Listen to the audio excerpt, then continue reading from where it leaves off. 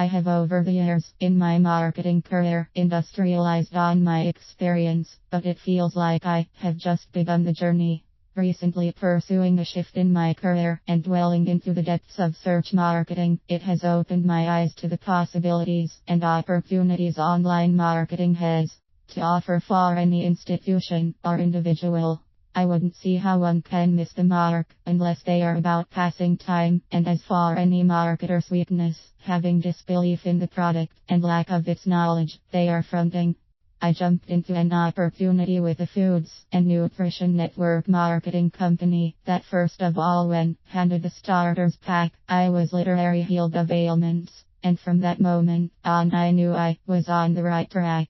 I loved the product and I wanted to share it with the world. I knew the prices were a little too stiff, that keeping a consistent supply for your personal use can be quite a great deal, but then its benefits are a great deal.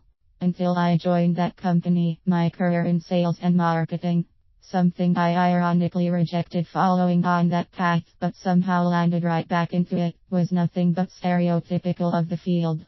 And you wonder if our fates are not already written, sealed and stamped. As years go by I face many challenges and learn new things in sales and marketing, and we do learn from these challenges new ways of getting the best out them. Sales vs marketing.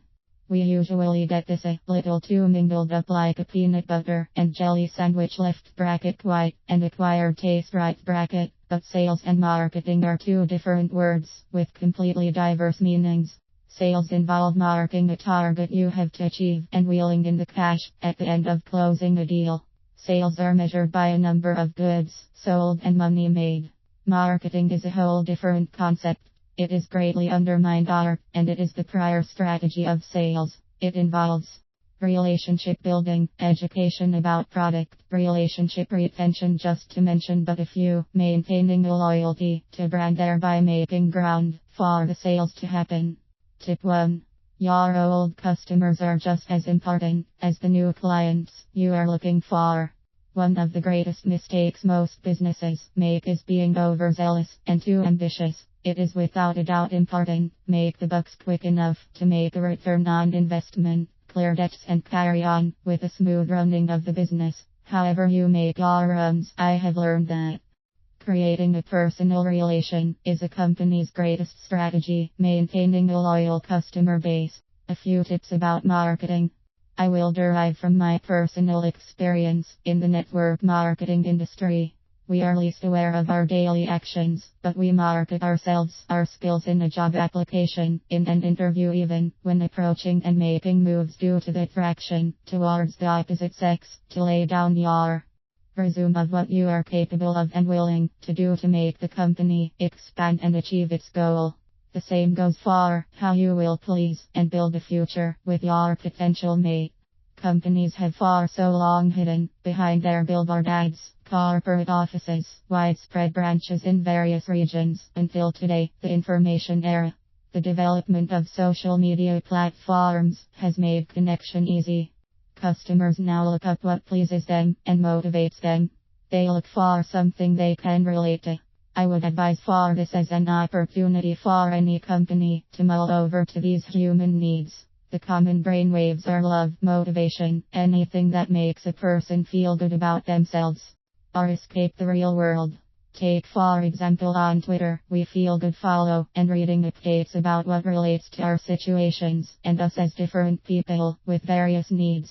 Maybe we would like to escape the harsh realities of the world, so we follow a few motivational speakers because their tweets are out of the ordinary and worthy of note. Tip 2. The virtue of patience and working hand in hand with your old customers is what will get you out of that debt.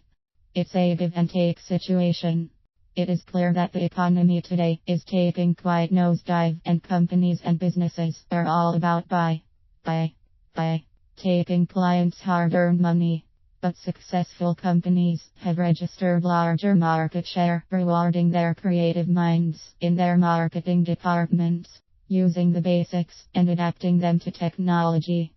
The basics of marketing are relationships, and the variables are people. Being concerned about people is your meal ticket.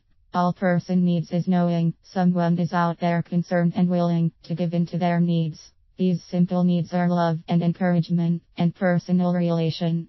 Engaging with various social media platforms per region, companies have taken advantage of this to reach places like China and Europe. Engaging with client prospects and having a personal authentic voice is very effective. It is figured that it might not work for larger brands, but probably working with a local influencer. That would be hitting two birds with one stone. To elaborate, local influencers, like models, musicians, icons that people look up to and admire, are of that region, and it's one way to get around the cultural nuances, avoiding misinterpretation and mistranslation errors in campaigns. It might be one way to cut costs on a translation, or you can choose to work with a professional translations company with experts, and you will have that trick up your sleeve. When starting your business, we always rack our brains about how we are going to reel in the first fish. But a tip I would like to share with you is simply get started and then talk about it. It beats talking about it before getting started. A few strategies to market yourself and your business include: 1. Creating a simple and useful handout about your company. This seemingly insignificant tool has great power as a marketing tool. Like a brochure, it communicates what you and your brand are about. 2. Networking at events delivers a presence for your business and good hunting ground for potential clients. You might have a particular client in mind that might need your product or service. Walk up to them, introduce yourself, and explain your portfolio. If they know about it, you could probably have them give input with their ideas and opinions. A great way to have them look you up and try out your services and products. 3. Creating joint ventures is an all-time high for any company to work with. You can choose to work with a business that complements yours and work on joint promotions. 2 heads are better than 1. And just like Napoleon Hill, the power of the mastermind, a well-organized group directs an organized effort with intelligent knowledge, enabling an individual transmute his desire into monetary value. 4. Taking advantage of social media. According to Mander 2015, social networking now accounts for 3% of our daily internet activities, with blogging approaching 15%. We are spending more time on networks now than in the earlier part of the decade, especially with the rise of the mobile internet and the ability it affords us to connect to networks at any time and from any location. References: Mander Jason, daily time spent on social networks rises to 1.72 hours, Monday, 26 January 2015, access Tuesday, 1 September 2015, less than 8, https://www.globalwebindex.net/blog/daily time spent on social networks rises to 172 hours, greater than